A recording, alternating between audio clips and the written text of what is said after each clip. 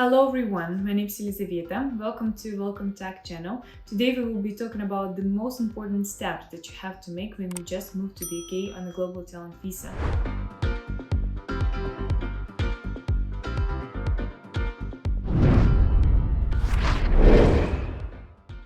If you didn't know, the global talent visa is the residence permit that is given up to 5 years, and it gives you an opportunity to work in the UK without any restrictions. You can work on any company or found your own company or be self-employed. Also, it does not require an employer in the UK and some great investment usually. So the global talent visa also gives you an opportunity to switch to ILR if you have an exceptional talent visa after 3 years, and if you have an exceptional permanent visa after 5 years. Overall, it also gives you an opportunity to bring your family members to the UK and for them to get a residence permit and leave to remain and passport after some time. So if you don't know, we have discussed this visa in detail. And today we will be talking about the things that you have to do after you got your visa. So the first is, of course, your BRP. This is the thing that is important to know because many people do not know about that. When you get your positive decision on the stage 2 of the global talent visa, the final stage by Home Office, usually you are giving entry clearance. The entry clearance is the visa that you can use one time and get to the UK. It lasts for 90 days. This is not your residence permit. This is not an official document that you use in the UK. After you get this, you need to enter the UK in this period of time, 90 days, and get your biometric residence permit. You can get this in a post office. Usually you choose the post office where you will be getting your biometric residence permit, and you will need to bring your passport with you. After you get your biometric residence permit, you are a complete UK resident. So the second thing that you need to do is think about the region and the area and the district where you want to live. Of course, this is not an easy question, and about 70% I think of our clients, they move to London. Some people also choose Manchester or Edinburgh. These are the most popular cities to live. And I think every one of them, they have their own pros and cons. We will not be talking about that, but about other important things that you need to take into consideration when you are choosing a region to live.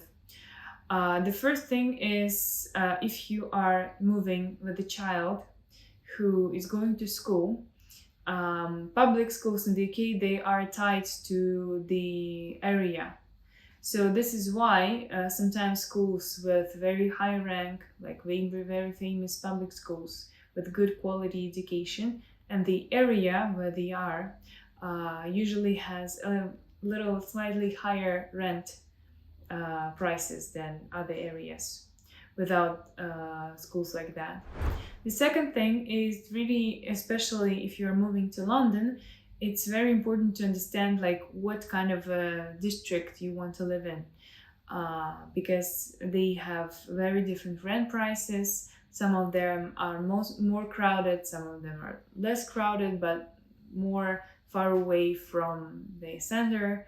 So these are a lot of things that you need to take into consideration when choosing a place to live. And when you are doing that, it's better to start preparing all the needed documentation for rent beforehand, so it won't take you a long time to collect them when you start your renting process. So this documentation may include your bank statements, maybe some employment agreements, contracts, and so on.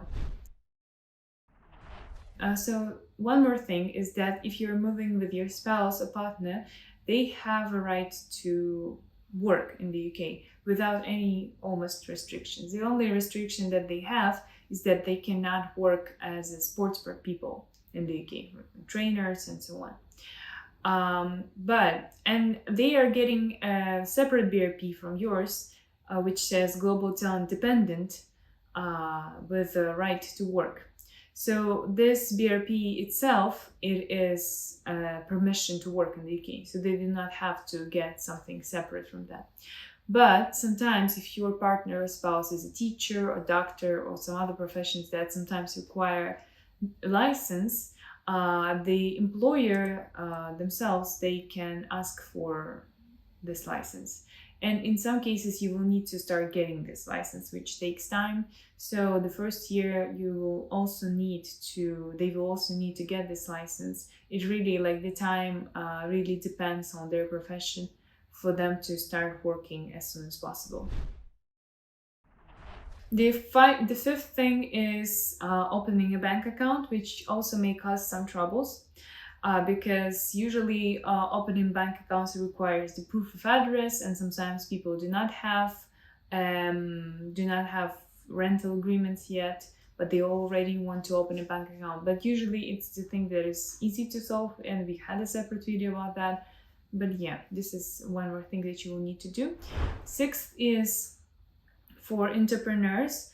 Founding your company actually is a very easy process in the UK. It usually takes like less than a day to do, but this is one of the things that you will need to pay attention to. And lastly, if you are planning to switch to ILR after your global talent visa is over, after 3 years if you're having an exceptional talent visa, and after 5 years if you're having an exceptional promise visa, you will need to start your tax reporting as soon as possible for the first year, because in this case, this first year will most probably also count into your ILR, and you will not have to switch to the separate visa.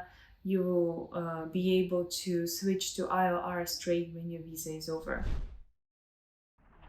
So I think this is everything that you need to know. If you're interested in getting your global talent visa and moving to the UK, you can sign up for a free consultation with one of our specialists. We will be happy to help you. And if you have some questions, please leave them down below in the comments. Thank you.